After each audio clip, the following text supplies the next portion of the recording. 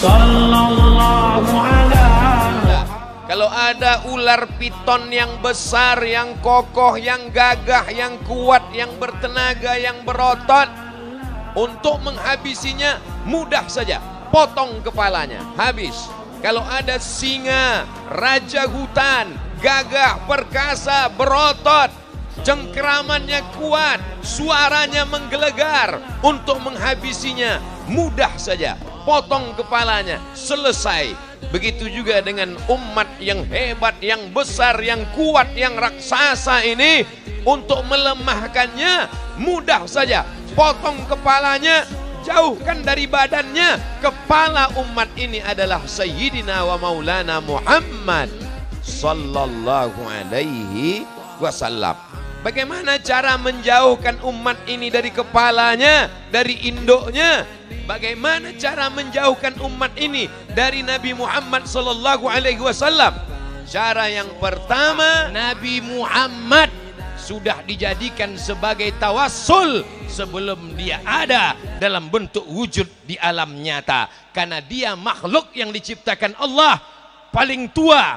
Di mana kita bisa tahu? Makanya dengarkanlah pembacaan maulid. Dalam pembacaan maulid tadi dikatakan, riwayat dari Jabir, riwayat dari Abu Hurairah, bahwa Nabi SAW sudah ada sebelum alam semesta ada.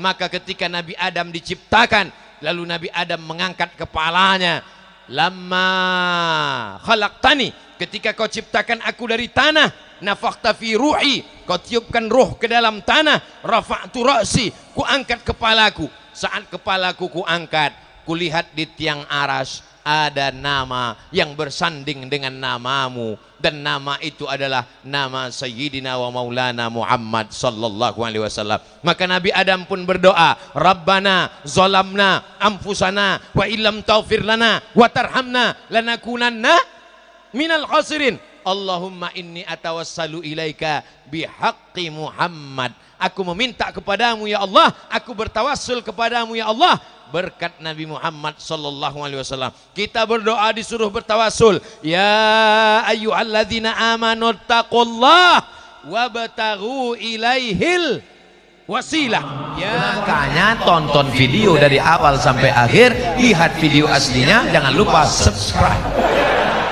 Assalamualaikum warahmatullahi wabarakatuh.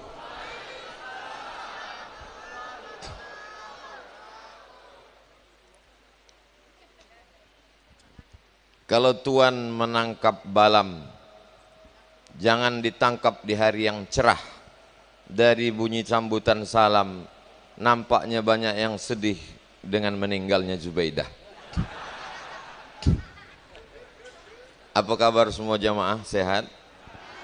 Alhamdulillahi rabbil alamin. Wassalatu wassalamu ala ashrafil khalqi ajma'in, sayyidina wa maulana wa syafi'ina wa zukhrina wa qurrati a'yunina Muhammadin wa ala alihi wa sahbihi wa man da'a bi da'watihi wastanna bi sunnatihi ila yaumi liqa'i rabbih.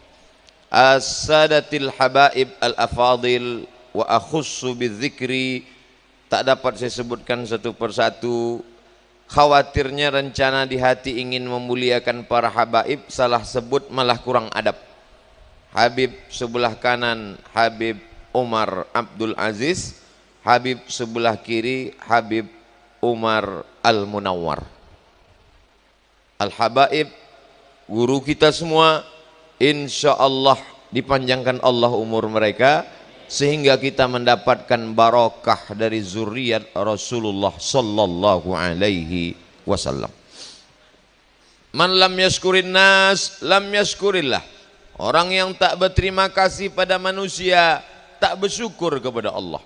Terima kasih tak terhingga kepada Sayyidi Al-Habib Mahdi bin Syihab yang membawa saya ke Lahat, ke Pali, berkeliling Sumatera Selatan, dan akhirnya dibawa ke Maulid Ishrin. Kalau memang sudah tertulis di Lauhil Mahfuz, maka tidak akan pergi kemana-mana seperti Sulaiman dengan Fatimah tadi. Habib Umar Al-Munawwar merasa susah untuk menyebutkan nama Al-Fakir Abdul Somad yang panjang tadi. Saya bilang kalau saya di Sumatera Selatan cukup dipanggil UAS saja, Ustadz Abdul Somad. Dan dulu pun ketika Al-Fakir pulang ke Riau, memang tidak pakai panjang-panjang Habib, cukup dipanggil Ustadz Abdul Somad saja. Adapun ide membuat titel panjang-panjang itu adalah, maaf mungkin cakap nih kurang sopan, ada koran di Riau. Koran ini isinya di halaman belakang banyak ustadz, tapi jual obat kuat, jual minyak lintah, macam-macam. Jadi khawatir jamaah ini tak bisa membedakan mana ustadz tukang jual obat, mana ustadz yang mengajarkan agama. Nah, itulah maka dibuat ujung itu supaya membedakan itu saja. Adapun di Palembang insya Allah karena saya berjalan dengan Ustadz Ali, berjalan dengan Habib Mahdi, insya Allah jamaah sudah kenal, sudah baik. Jadi tak perlu lagi disebut yang panjang-panjang itu. Kalau dituliskan di kartu nama mungkin bisa sebesar amplop. Kalau dituliskan namanya di dada bisa sampai ke ketiak. Maka cukup dipanggil Ustadz Abdul Somad saja. Insya Allah kita pun nanti akan berhadapan dengan Rasulullah Sallallahu Alaihi Wasallam, dibawa dengan nama yang kita dipanggil, ditasmiyah oleh para alim ulama dan para habaib. Hadirin hadirat yang dimuliakan Allah Subhanahu wa taala, kalau ada ular piton yang besar, yang kokoh, yang gagah, yang kuat, yang bertenaga, yang berotot, untuk menghabisinya mudah saja, potong kepalanya, habis. Kalau ada singa, raja hutan, gagah, perkasa, berotot, cengkeramannya kuat, suaranya menggelegar, untuk menghabisinya mudah saja, potong kepalanya, selesai. Begitu juga dengan umat yang hebat, yang besar, yang kuat, yang raksasa ini, untuk melemahkannya mudah saja, potong kepalanya, jauhkan dari badannya. Kepala umat ini adalah Sayyidina wa Maulana Muhammad Sallallahu Alaihi Wasallam. Bagaimana cara menjauhkan umat ini dari kepalanya, dari induknya? Bagaimana cara menjauhkan umat ini dari Nabi Muhammad Sallallahu Alaihi Wasallam? Cara yang pertama, ragukan hari kelahirannya. Dari kecil kita sudah diajarkan melalui lagu nasyid. 12 Rabiul Awal jatuh pada hari Isnin, Nabi Muhammad dilahirkan. Kecil kita sudah diajarkan lagu itu. Masuk ibtidaiyah begitu juga diajarkan. Masuk ke pesantren juga diajarkan bahwa Nabi Muhammad SAW lahir pada tanggal 12 Rabiul Awal, hari Senin. Sekarang diceramahkan di YouTube, di TV, di majelis. Mereka ingin supaya kita ragu tentang kelahiran Nabi. Ternyata Nabi Muhammad tidak lahir tanggal 12 Rabiul Awal. Apa ini? Taskik, meragukan, menyamarkan, supaya terlepaslah kepala ini dari badan. Tapi insya Allah usaha ini tidak akan berhasil. Kenapa? Karena setelah Maulid Arba'in dilanjutkan dengan Maulid Isrin, dilanjutkan dengan Maulid Tis'in.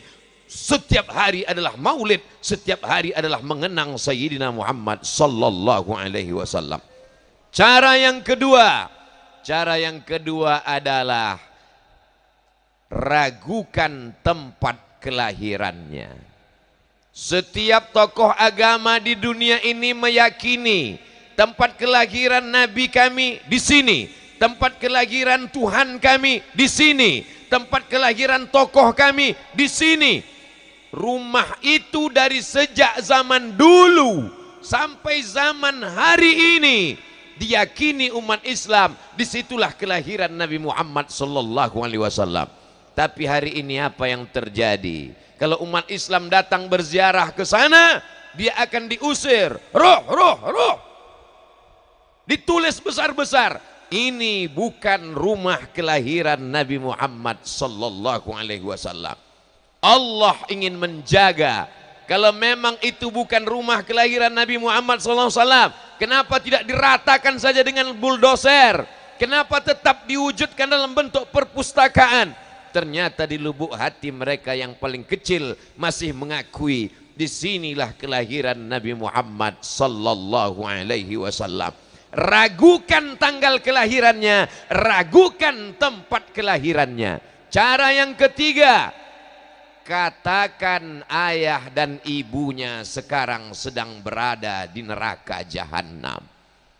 Tulis di YouTube, nasib ayah ibu Nabi, enter, akan keluar video si fulan, video si fulan, video si fulan. Apa judulnya? Pengajiannya adalah tentang ayah dan ibu Nabi dalam neraka jahanam. Dari kecil kita sudah diajarkan bahwa ayah Nabi, ibu Nabi adalah ahlul fatrah. Wa ma kunna mu'adzibina hatta nab'atsa rasula. Kami tidak akan mengazab sebelum kami mendatangkan rasul. Mereka terpelihara. Tapi orang di Palembang insya Allah tidak akan termakan dengan isu itu. Kenapa? Di Maulid Arba'in setiap malam mereka baca. Di Maulid Isrin dilanjutkan lagi. Bahkan tadi dibacakan Maulid itu ke telinga kita.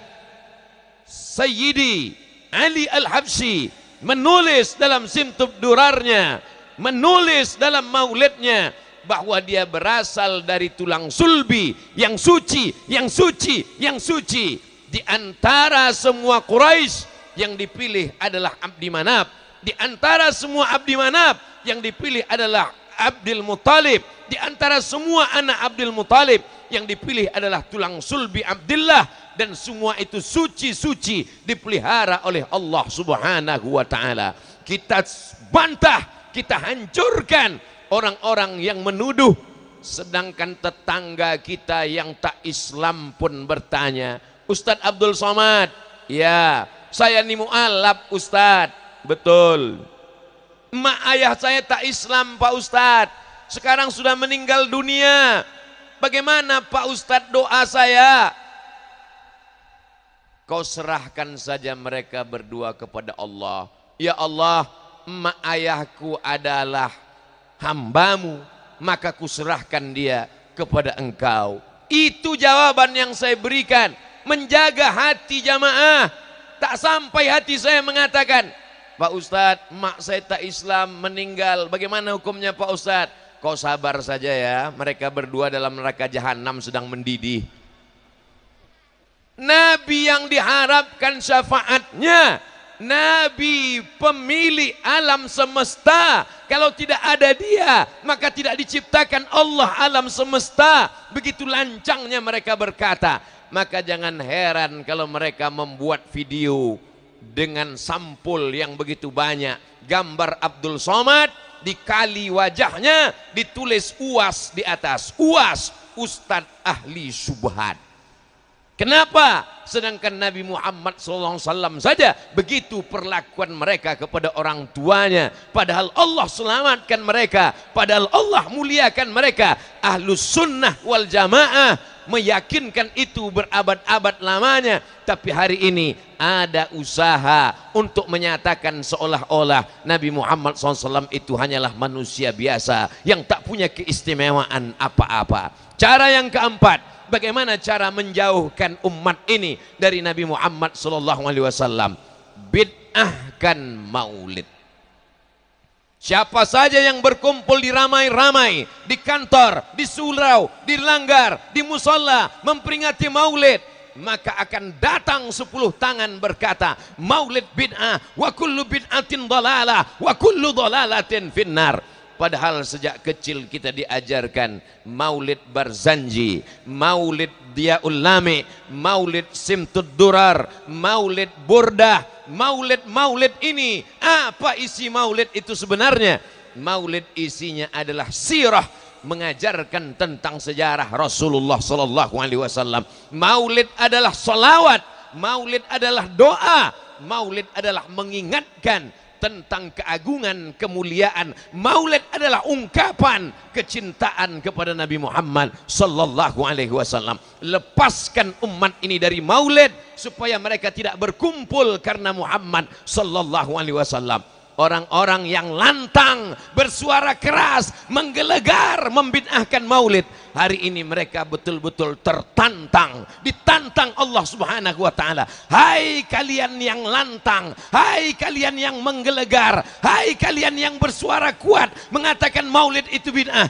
Kenapa ketika penyanyi Majidah Rumi diundang di dekat kota Madinah menyanyikan lagu-lagu pop, mulut kalian diam, tak berani berkata menentang? Kenapa ketika terjadi show besar-besaran, bercampur laki-laki dan perempuan, diundang penyanyi Amerika, penyanyi rap, penyanyi R&B, menggelegar di kota Riyadh, kenapa kalian tak berani berkata ini adalah perbuatan maksiat? Ternyata keberanian kalian hanya tajam ke bawah dan tumpul ke atas. Keberanian yang semu hari ini betul-betul dinampakkan oleh Allah subhanahu wa ta'ala. Maka siapa yang lantang, siapa yang lancang kepada Rasulullah, lambat laun akan diperlihatkan, dibuktikan Allah subhanahu wa ta'ala. Yang keberapa berikutnya? Saya kadang lupa juga. Yang kelima, bagaimana cara menjauhkan umat ini dari nabinya? Bagaimana cara melepaskan keterikatan batinnya? Jangan panggil di pangkal namanya dengan Sayyidina, karena memanggil dengan Sayyidina adalah bid'ah. Wa kullu bid'atin dalalah wa kullu dalalatin finnar. Tapi kalau menyebut pembesarnya, sahibus sumu wal jalalah, sahibul fadilah. Tapi kalau menyebut pembesarnya, ustadznya, al-alimul kabir, al-alimul allama, wal muhaqqiqul fahama, faridu dahrihi wa wahidu asrihi, al-alimul jalil, al-alimul kabir, barulah disebutkan nama ulamanya, nama ustadznya, nama rajanya, nama sultannya, nama pemimpinnya. Tapi kalau menyebut makhluk ini cukup dengan Muhammad. Sayyidina wa maulana wa syafi'ina wa zukhrina wa qurrati a'yunina, sayyidul awwalina wal akhirin, sayyidus thaqalain, sayyidina Muhammad sallallahu alaihi wasallam. Tapi alhamdulillah sampai hari ini Al-Faqir Abdul Somad telinga ini mendengar langsung di majelis Sayyid Yusri Jaber, ulama, profesor, doktor, Syekh Yusri Jaber di Kairo, di masjid beliau pada hari Jumat, azan Jumat, asyhadu anna sayyidana Muhammadar Rasulullah. Di majelis Syekh Mahmud Said Mamduh yang menulis 7 jilid kitab At-Ta'rif bi auhami man qassama sunan ila sahih wa dhaif. Ternyata hadis-hadis yang didhaifkan oleh Albani, dhaif, dhaif, dhaif, dhaif. Apa kata Syekh Mahmud Said Mamduh? Qultu bal sahih bi jami'i syawahidihi wa mutabi'ihi. Ternyata dia mengkaji satu hadis, satu sanad, dapatnya illat, dikatakannya dhaif, padahal hadis itu syawahidnya banyak, mutabaatnya banyak. Setelah diteliti ternyata hadisnya sahih, bukan 1, bukan 2, bukan 3 hadis, 7 jilid. Satu jilidnya 500 halaman, 7 jilid 3.500 halaman. Silakan baca kalau tak percaya. Allah Ta'ala ingin menunjukkan. Maka kalau saya berceramah jangan heran saya sebutkan Allahumma salli ala sayyidina wa syafi'ina wa zukhrina wa maulana wa qurrati a'yunina, sayyidul awwalina wal akhirin, sayyidus thaqalain, sayyidina Muhammad sallallahu alaihi wasallam. Sampai hari ini kalau Abdul Somad ceramah belum pernah ada protokol memanggil. Berikut ini mari kita dengarkan tausiah dari Somad. Belum? Tapi baru di majelis Isrin inilah yang paling lengkap dan sempurna, Al-Mahfuz, yang dipelihara dan terjaga Abdul Somad. didoakan dalam panggilan nama, bukan sekedar nama saja. Nabi Muhammad SAW mau dikecilkan, dikerdilkan, tak boleh dipakai Sayyidina di pangkal. Siapa yang mengatakan Sayyidina berarti sudah berbuat bid'ah. Padahal kata Sayyidina itu beliau sendiri yang berkata, Ana Sayyidu waladi Adam. Aku adalah Sayyid, pemimpin anak cucu keturunan Adam. Innal Hasan wal Husain sayyida syababi ahlil jannah. Sesungguhnya Sayyidina Hasan, Sayyidina Husain, pemimpin pemuda penghuni surga. Kalau cucunya boleh dipanggil Sayyidina, kalau cucunya boleh dipanggil Sayyidina, kenapa datuknya tak boleh dipanggil Sayyidina? Kalau Yahya dikatakan dalam Al-Quran Sayyidaw wa Hasura, kalau Nabi Yahya dipanggil Sayyidina, mengapa dia yang ulul azmi, dia yang Sayyidul Ambalin wal Akhirin, Sayyidul Mursalin, mengapa tidak dipanggil Sayyidi ya Rasulullah, Sayyidina wa Maulana Muhammad sallallahu alaihi wasallam? Semakin dibid'ahkan maulid, semakin kita perbanyak maulid. Semakin dibid'ahkan Sayyidina, makin kita tambah Sayyidina wa Maulana wa Syafi'ina wa Dzukhrina wa Qurrati A'yunina. Sampai akhirnya siapa yang paling banyak, siapa yang paling kuat, siapa yang paling sering, dialah yang akan menang. Cara melawannya tak cukup hanya sekedar dalil, tapi terus gemborkan, terus syiarkan, terus ulang. Maka dua kemungkinan, kalau kita lelah mereka akan menang, kalau mereka yang lelah insya Allah kita gas terus. Maulid Arba'in, Maulid Isrin, Maulid Khamsin, Maulid Tis'in, Maulid Yaum Walailah sampai hari kiamat insya Allah. Allahu Akbar. Yang keenam, bagaimana cara melepaskan umat ini dari Nabi Muhammad sallallahu alaihi wasallam? Maka tak lain tak bukan adalah hilangkan kecintaan kepada Nabi sebagai Sayyidul Arabi wal Ajam. Dia adalah Arab, mau dipungkiri, mau disukai, mau tidak. Qur'anan Arabian, Quran itu diturunkan dalam bahasa Arab. Siapa yang mau mengingkari itu? Sampai hari ini belum pernah saya melihat ada orang membaca Quran pakai bahasa Indonesia. Kalaupun dibacanya huruf Latinnya karena tak pandai baca Arab, tetap juga bunyinya bunyi Arab, walaupun lain agak segini. Ya asin katanya, karena A-nya 2 biji. Zina katanya, padahal allazina, karena tak pandai dia mengaji. Adapun orang berdoa sholat, belum pernah hari ini saya mendengar ada orang sholat pakai bahasa Indonesia. Itu belum ada lagi. Belum ada lagi orang sholat pakai bahasa Indonesia diterjemahkannya ke bahasa yang dia mampu. Inna sholati, my praying, wa mahyaya, my life, wa mamati, my die, lillahi ta'ala, for you, oh my God. Tak ada. Dia tetap berkata inna salati wa nusuki wa mahyaya wa mamati lillahi rabbil alamin. Belum pernah lagi ketika sholat, rasanya sudah banyaklah tempat saya sholat. Sholat saya di Sydney, sholat saya di Melbourne, sholat saya di sana. Belum pernah lagi saya dengar mereka mengatakan peace be upon you, oh all my brother. Saya sebenarnya cuma mau ngasih tahu pernah ceramah di Australia, itu aja sebetulnya. Mereka yang rambutnya pirang, matanya biru, tetap berkata Assalamualaikum warahmatullah. Mengapa membenci dia? Karena Arab. Kenapa membenci Arab? Ini adalah salah satu untuk menjauhkan, padahal dulu mereka begitu bangganya mengikut tradisi-tradisi Arab. Orang-orang Eropa membuat rumah dengan arsitektur Arab. Orang Eropa kalau dia kaya, kalau duitnya banyak, maka dia akan buat rumah mengikut arsitektur Arab. Orang Barat yang mengikut Arab punya istilah khusus namanya Mozarabik. Bahkan pakaian ini dari Barat.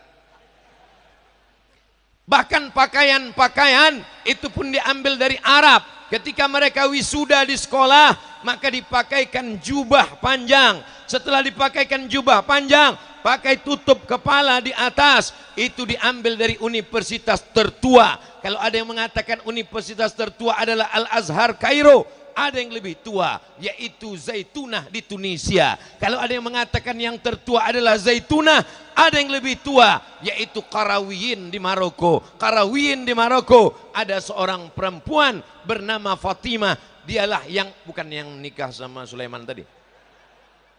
Fatimah inilah yang mendesain pakaian alumni dari Universitas Qarawiyyin. Kalau mereka sarjana dipakaikan pakaian itu. Lalu orang di Spanyol ketika Islam berkuasa di Andalusia, di Cordova, mereka melihat kehebatan umat Islam, mereka tiru pakaian itu. Akhirnya pakaian itu dipakai di universitas-universitas Eropa. Datang orang Indonesia yang belajar ke barat, ke Inggris, ke Prancis, ke Jerman, mereka bawa pakaian itu pulang sampai ke negeri kita. Dikatakan pakaian itu dari barat, padahal dari Arab. Nama pakaiannya toga. Pakai jubah tak mau, pakai sorban tak mau, pakai toga ya bodoh. Padahal asalnya sama. Orang kita ini meniru-niru, sampai warna rambut pun ditiru, sampai warna kuku pun ditiru, sampai tato pun ditiru. Yang penting orang barat. Padahal orang barat pakai rambut macam sumbu kompor, tak mandi, kotor, kukunya hitam. Ketika dia sedang liburan, ketika dia sudah masuk kerja, dia rapi, pakai jas, mandi, bersih. Yang sampah-sampahnya itulah yang diikut oleh masyarakat kita. Insya Allah kalau dia maulid, dia akan bersih, karena dia tidak akan datang maulid kalau bukan dengan pakaian yang bersih, yang harum semerbak. Peci Abdul Somad yang hitam bedaki pun tak diakui di maulid, diganti dengan yang putih bersih. Saudara yang dimuliakan Allah Subhanahu wa taala, mengikut sunnah Rasulullah sallallahu alaihi wasallam. Sorban Abdul Somad diganti, tapi dibisikkan Habib Mahdi tadi di belakang, itu peci dengan kain itu biasanya untuk walimah, kata dia. Nah, datang pula cemas saya di dalam. Saudara yang dimuliakan Allah Subhanahu wa taala. Berikutnya yang ketujuh, bagaimana cara menjauhkan umat ini setelah benci kepada Arab, tak suka kepada Arab. Arab adalah teroris, bahasa Arab bahasa radikal, bahasa penjahat, bahasa ISIS. Dijauhkan dari huruf-huruf Arab. Orang Persia tidak pakai bahasa Arab, tapi masih pakai huruf Arab. Orang Urdu Pakistan tidak bahasa Arab, tapi masih pakai huruf Arab. Orang Patani Thailand Selatan bukan orang Arab, tapi masih pakai huruf Arab. Kenapa kita malu memakai huruf Arab Melayu? Dulu Abdul Somad waktu masih kecil mau masuk SD, kata kepala sekolah, coba pegang telinga kanan pakai tangan kiri. Tak sampai, tak diterima masuk SD. Dimasukkan ke sekolah di depan rumah, namanya sekolah Arab. Belajar hanya pakai huruf Arab, tapi Arabnya Arab Melayu. Kelas 1 Arab Melayu, kelas 2 Arab Melayu, kelas 3 Arab Melayu. Muncul masalah kelas 4, tak bisa tulis Latin ABCD EEFG HIJK, hanya bisa alif bata sajim hakho, huruf Arab Melayu. Alhamdulillah, setelah otonomi khusus, Provinsi Riau mendapat daerah otonomi, boleh menggunakan huruf Arab.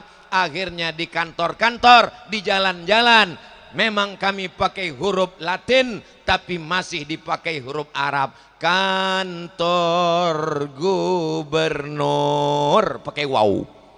Jalan Sudirman, untuk mengingatkan anak cucu kita bahwa dulu sebelum Belanda datang, sebelum Jerman datang, sebelum Sekutu datang, kita pakai huruf Arab Melayu.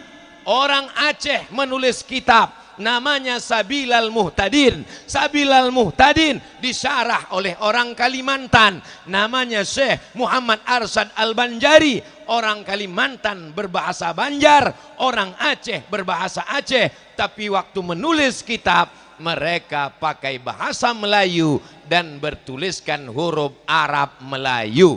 Karena kitab Sabilal Muhtadin terlalu tebal, maka diringkas tipis menjadi buku Ferukunan Melayu, pakai huruf Arab Melayu. Tulis Arabnya lurus, tulis terjemahnya miring. Usolli fardhu zuhri arba'a raka'atin adaan makmuman lillahi ta'ala. Sengaja aku sholat zuhur 4 rakaat kerana Allah, makmum kerana Allah Ta'ala. Ini huruf-huruf ditinggalkan. Wahai bapak ibu yang punya sekolah Raudhatul Atfal, pendidikan TK Quran, SD Quran, bangkitkan lagi semangat huruf Arab Melayu. Dulu ketika orang Melayu masih pakai huruf Arab Melayu, dijamin 100% tidak ada satupun orang Melayu yang buta huruf Al-Quran. Kenapa? Karena mereka tahu huruf Arab. Saya bukan ingin mengajak kita kembali ke huruf Arab Melayu lalu meninggalkan ABCD. Silakan pakai ABCD. Itu Ustadz Somad, Ustadz radikal, anti bahasa asing. Kami di Maroko bukan cuman bahasa Inggris, bahasa Prancis pun wajib belajar. Siapa namamu? Komong Tutapel. Nama saya Abdul Somad, Jumapel Abdul Somad. Saya mahasiswa di Darul Hadis Institute. Je suis étudiant à Darul Hadis Etablissement. Apa kabar? Lupa pula. Selamat komong Safa, Safa Biang. Selamat pagi, bonjour. Selamat petang, bonsoir. Aku tak bisa bahasa Prancis. Je ne parle pas français. Kenapa Ustadz bisa? Sikit-sikit aja. Wajib untuk masuk.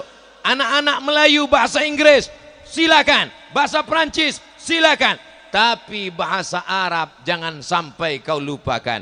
Hebatnya Islam. Andai Nabi Muhammad SAW hidup hari ini, anak-anak Palembang tetap bisa berbahasa dengan Nabi Muhammad SAW. Kenapa?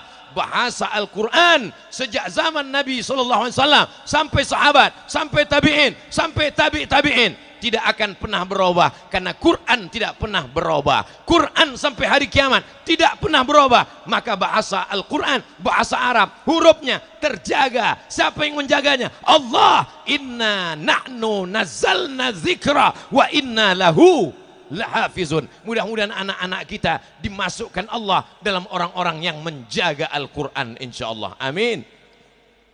Berikutnya yang ke 8. Bagaimana cara menjauhkan umat ini? Umat ini dijauhkan dengan cara dikatakan bahwa Islam ini hanya akhlak. Islam ini hanya mengajarkan kelembutan. Islam ini hanya mengajarkan sopan santun. Islam ini hanya mengajarkan tutur baik, tata krama. Maka kalau hanya sekedar sopan santun, semua agama mengajarkan sopan santun, tata krama, budi bahasa. Islam mengajarkan sopan santun, tapi di balik itu ada akidah la in asyrakta. Kalau kau syirik, kalau kau persekutukan Allah, la yahbatanna amaluka, maka seluruh amalmu akan gugur. Sedekahmu, rumah yatim kau bangun, sedekah infak wakafmu tak bernilai di hadapan Allah. Semuanya dinilai berdasarkan akidah. Hari ini akidah di nomor sekian kan. Tak penting apa agamamu, yang penting kau berbuat baik. Tak penting apa akidahmu, yang penting kau sopan. Untuk apa kau rajin beribadah kalau kau tidak baik ke tetangga? Kata-katanya betul, ucapannya tepat, tapi menyesatkan. Untuk apa jubahmu panjang? Untuk apa sorbanmu besar? Untuk apa rajin maulid kalau kau tidak peduli sosial? Kata-katanya benar, tapi ungkapan itu adalah kalimatul haq urida bihal batil. Yang diinginkan adalah kebatilan. Islam ini isinya 3: akidah, syariah, dan akhlak yang tergabung dalam satu hadis. Iman, Islam, ihsan. Iman, Islam, ihsan. Maka kalau sampai kita rusak, sesungguhnya kita hanya mengamalkan sepertiga dari Islam. Syariatnya dihilangkan, hukum-hukumnya dihilangkan, had qazabnya dihilangkan, hukum hududnya dihapuskan. Kita akan dituntut di hadapan Allah Subhanahu wa taala. Kalau Abdul Somad mati, Abdul Somad ditanya, "Hai Abdul Somad, sudahkah kau ceramahkan?" "Sudah ya Allah." "Apakah mereka amalkan?" "Aku tak tahu ya Allah, karena setelah itu aku pun kehilangan tenaga, lemas, tertidur." Tapi insya Allah anak cucu kita akan mengamalkan ini. Berawal dari maulid, mendengarkan simtud durar, mencintai para ulama, maka insya Allah mereka akan mengamalkan sunnah Rasulullah sallallahu alaihi wasallam. Yang ke-9, betul. Ikhtilaf nampaknya. Yang ke-9, Nabi mengatakan, kutinggalkan pada kamu dua saja yang kutinggalkan. Intamasaktum bihima, kalau kamu pegang yang dua, lan tadillu abada, kamu tidak akan sesat untuk selamanya. Kitab Allah Al-Quran, wa itrata ahli baiti, dan keturunanku. Hadisnya Sahih Muslim. Tapi Pak Ustadz katanya yang ada dalam hadis kutinggalkan adalah Al-Quran dan Sunnah. Betul, ada dalam Mustadrak Al-Hakim. Betul, ada dalam kitab Muwatta Malik. Lalu apakah kontradiktif antara dua hadis ini? Tidak. Allah, Al-Quran, Sunnah Rasulullah ada dua. Sunnah dalam bentuk tulisan, Sahih Bukhari, Sahih Muslim, Sunan Abi Daud, Sunan Nasai, Sunan Tirmidzi, Sunan Ibni Majah, Muwatta Malik, Musnad Ahmad bin Hanbal, Sunan Ad-Darimi, Musannaf Ibni Abi Syaibah, Mustadrak Al-Hakim. Dia hanyalah tulisan tinta di atas kertas, dia tidak bergerak. Lalu mana sunnah yang bergerak? Sunnah yang bergerak adalah zuriat keturunan Rasulullah sallallahu alaihi wasallam. Dari mulai ujung rambut mereka sampai ke ujung kaki, bagaimana cara memasang imamah, mereka bersanad dari ayah mereka, dari datuk mereka, sampai kepada Sayyidina Al-Husain, sampai kepada Sayyidina Ali, sampai kepada Sayyidina wa Maulana Muhammad sallallahu alaihi wasallam. Dari mulai cara memakai cincin di kelingking, dari mulai pakai tongkat, dari mulai memakai burdah, dari mulai memakai imamah, dari mulai memakai jubbah, mereka mengamalkan sunnah karena mereka bangga dengan sunnah datuk-datuk mereka sampai hari ini terpelihara. Lalu kenapa dikatakan Al-Quran dan keturunanku? Kata Imam Nawawi, litamassukihim bis sunnah, karena mereka kuat berpegang teguh dengan sunnah. Inilah yang sekarang sedang dijauhkan dari umat. Dengan lembutnya menyebarkan ceramah, tidak ada lagi keturunan Nabi Muhammad sallallahu alaihi wasallam. Ternyata keturunannya itu sekarang sudah terputus.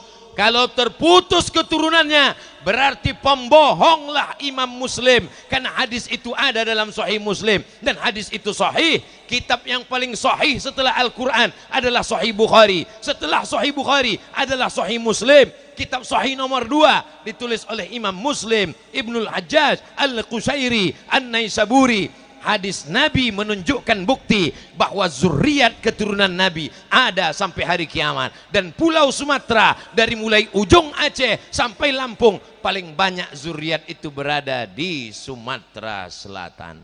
Menjadi kebanggaan bagi kita semua. Allahu Akbar, Allahu Akbar, Allahu Akbar. Sallu ala Rasulillah. Allahumma salli ala Sayyidina Muhammad wa ala ali Sayyidina Muhammad. Ini menjadi kebanggaan. Sampaikan ke anak cucu kita. Apakah ada zuriat Nabi di Mesir, Pak Ustadz? Syekh Muhammad Mutawalli Asy-Sya'rawi, ujung namanya Al-Husaini. Kenapa Al-Husaini? Karena dia keturunan Sayyidina Al-Husain. Salah satu guru kami mengambil sanad hadis dari mereka. Pernah menjabat sebagai wakil rektor Al-Azhar, Profesor Dr. Muhammad Abu Hashim, ujung namanya Al-Husaini. Karena keturunan Sayyidina Al-Hasan, Sayyidina Al-Husain. Ini kantor Al-Azhar, ini kantor Syekh Muhammad At-Tayyib, Syekhul Azhar, Grand Syekh Al-Azhar. Di sampingnya ada kantor Naqabatul Ashraf. Naqabatul Ashraf, kantornya para ashraf, para syarif, keturunan Sayyidina Al-Hasan dan Sayyidina Al-Husain radhiyallahu anhum ajmain. Ustadz belajar di Maroko. Ya, apakah di Maroko ada keturunan Nabi? Makanya orang yang ceramah mengatakan tak ada keturunan Nabi ini kurang piknik. Jalan-jalannya kurang jauh. Cuman baru sampai kampung Melayu.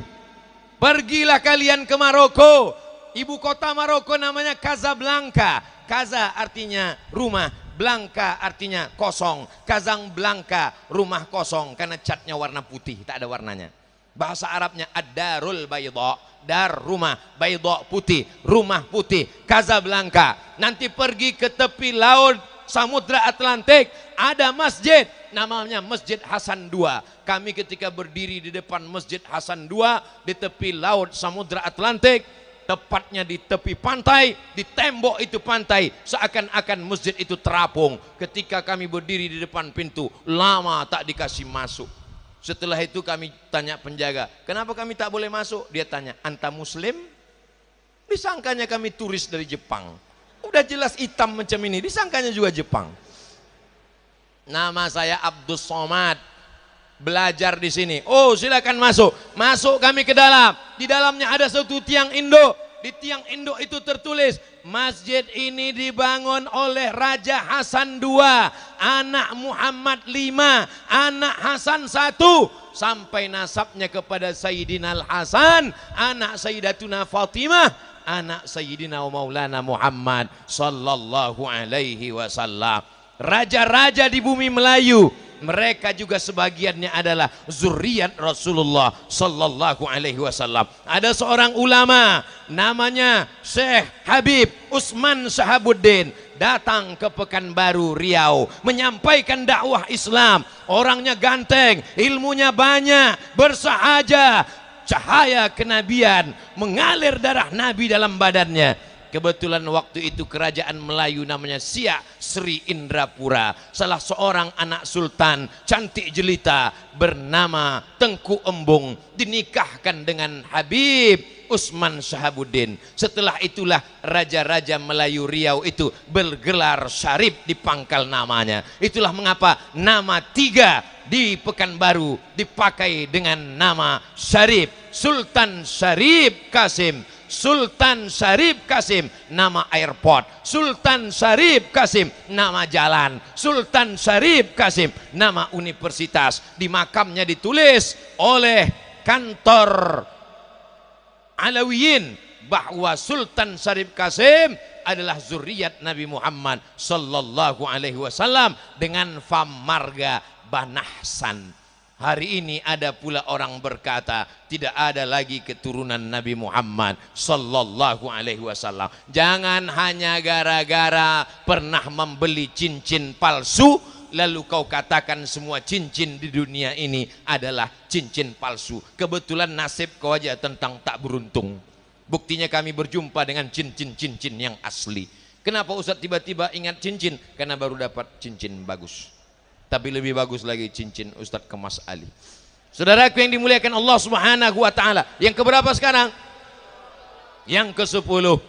Dijauhkan umat ini dari pembacaan, pengenalan, pengenangan tentang Nabi Muhammad sallallahu alaihi wasallam melalui tawassul. Tidak boleh bertawassul dengan menyebut Nabi Muhammad sallallahu alaihi wasallam. Siapa yang bertawassul, berdoa dengan Nabi, maka dia musyrik. Mereka mensyirikkan orang yang bertawassul dengan Nabi. Makanya saya sebelum berdoa selalu saya baca, Allahumma inni atawassalu ilaika bihaqqi nabiyyika Muhammad sallallahu alaihi wasallam wa alihi thayyibin at-tahirin wa ashabihil mayamin wan nabiyyin was-siddiqin wasyuhada was-salihin wal malaikatil muqarrabin wal ulama'il amilin wal awliya'is salihin. Saya buat makin banyak-banyak supaya bolak-balik saya disyirikkannya. Somat musyrik, somat musyrik, somat musyrik, somat musyrik, somat kafir, somat fasik, somat mubtadi. Sampai dia capek, akhirnya kumat darah tinggi dan mati mendadak. Sedangkan orang Yahudi bertawassul kepada Nabi sebelum Nabi lahir. Sebelum Nabi Muhammad SAW lahir, sudah bertawassul kepada Nabi Muhammad SAW. Dituliskan dalam Al-Quran, wa kanu min qablu yastaftihuna ala alladzina kafaru.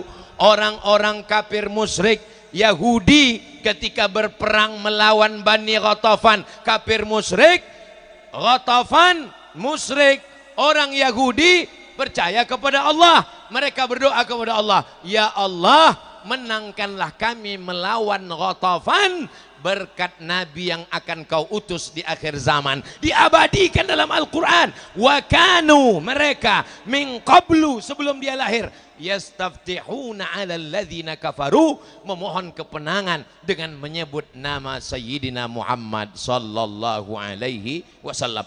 Kalau sebelum dia lahir mereka bertawassul, apalagi setelah mereka melihatnya secara nyata, setelah dia lahir, setelah dia ada di dunia, mereka bertawassul kepada Nabi Muhammad sallallahu alaihi wasallam. Kalau mau lengkap hadis-hadis tentang tawassul ini ditulis secara lengkap oleh yang mulia Sayyidi Muhammad bin Alawi bin Abbas Al-Hasani Al-Maliki yang sanadnya bersambung.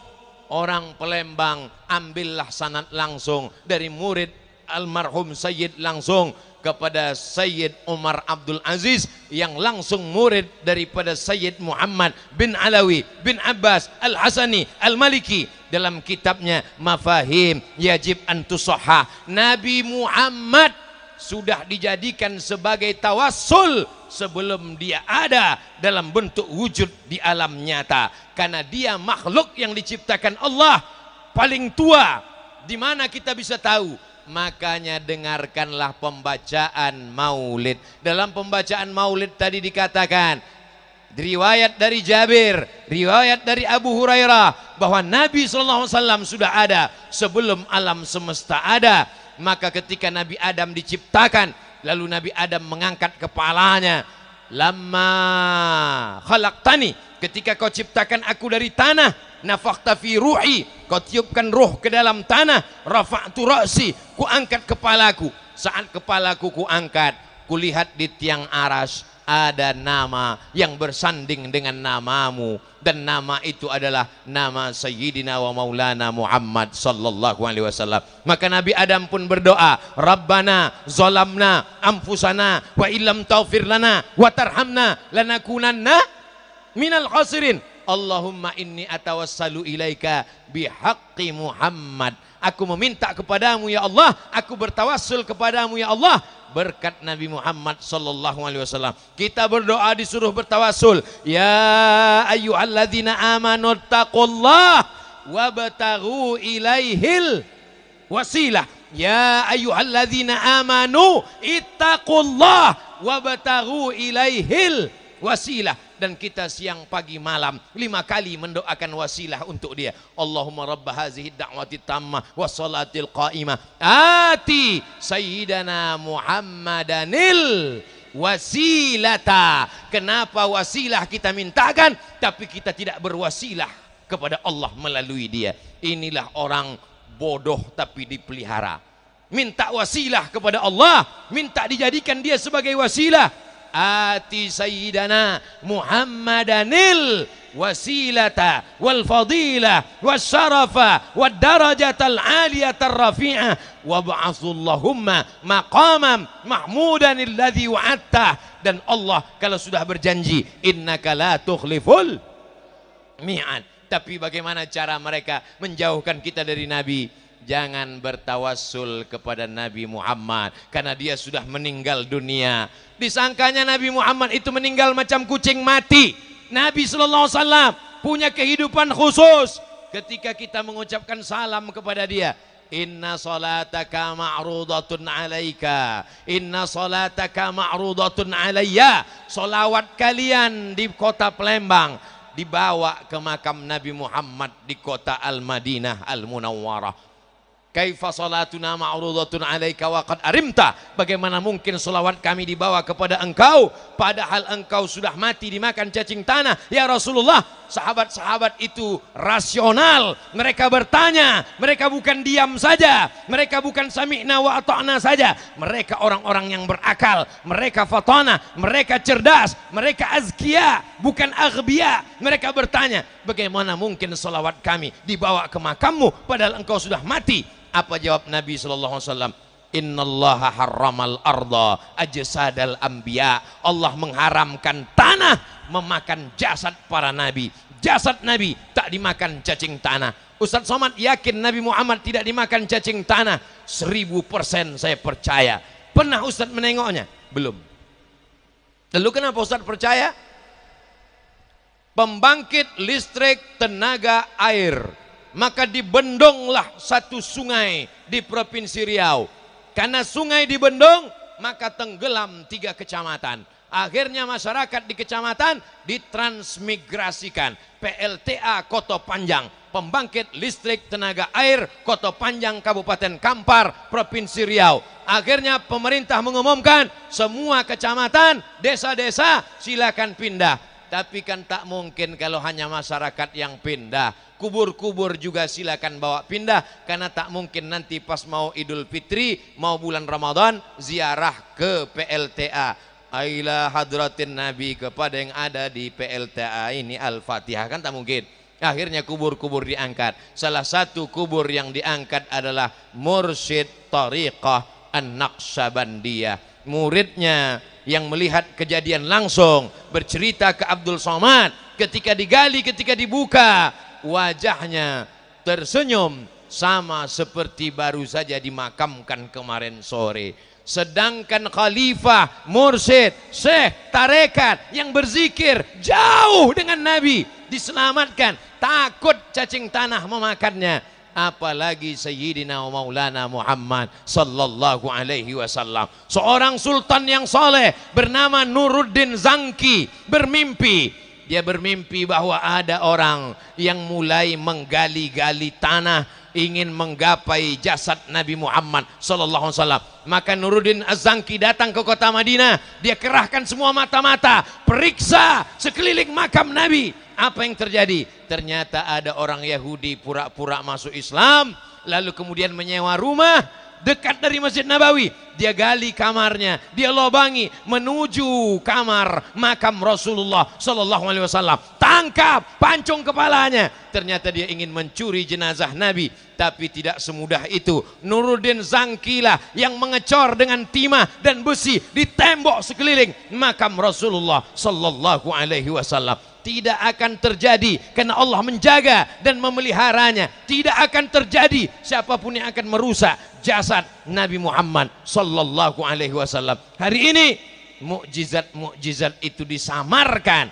Muhammad hanya manusia biasa. Dia hanyalah tokoh, dia hanyalah orang, dia hanyalah sosok. Maka orang seperti ini menjatuhkan derajat Nabi Muhammad sallallahu alaihi wasallam. Betul kata pepatah, aduun aqilun khairum min sadiqin jahilin. Musuh yang berakal lebih baik daripada kawan tapi bodoh dan dungu. Aduun aqilun, musuh tapi cerdas berakal, khairun, lebih baik daripada kawan tapi tidak berakal. Siapa itu musuh yang berakal?